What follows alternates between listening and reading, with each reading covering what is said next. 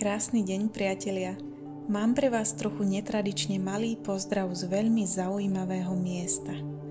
Pri jeho návšteve som myslela na vás, pretože by určite nadchlo mnohých obdivovateľov podzemných svetov.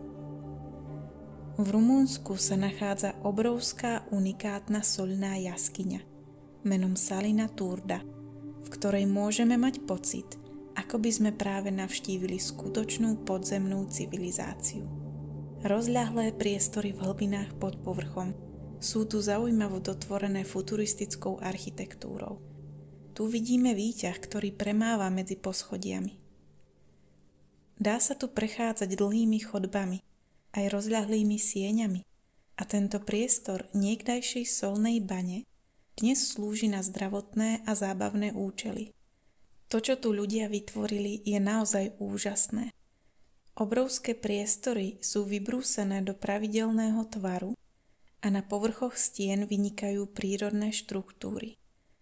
Konštrukcie schodov, mostov aj niektorých prvkov zábavného parku sú vytvorené z dreva, pretože všetko, čo sa v tomto priestore nachádza, sa v jeho klíme obaľuje soľou. Na stenách jaskyne sa dá obdivovať nádherná kresba striedajúcich sa sivých a bielých vrstiev kamennej soli. Táto soľ je ešte stále živá. Postupom času ďalej kryštalizuje a vytvára zaujímavé prírodné útvary. Celý priestor je veľmi zaujímavo dotvorený aj architektonicky.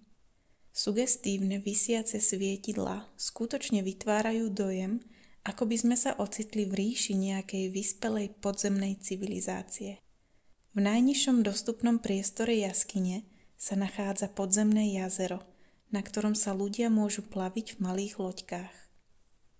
Celý priestor je skutočne obrovský a je možné obdivovať ho aj pohľadmi z vysokých terás. Všetko je osvetlené tak, aby sme videli nádhernú kresbu a štruktúry na stenách, no zároveň, aby si priestor zachoval svoju mystickú atmosféru. Veľmi zaujímavým zážitkom je aj prechádzka tunelmi, ktoré merajú aj niekoľko stoviek metrov. Ak by ste toto miesto chceli navštíviť, určite vám odporúčam kúpiť si lístky cez internet, aby ste sa ušetrili čakania v dlhej rade.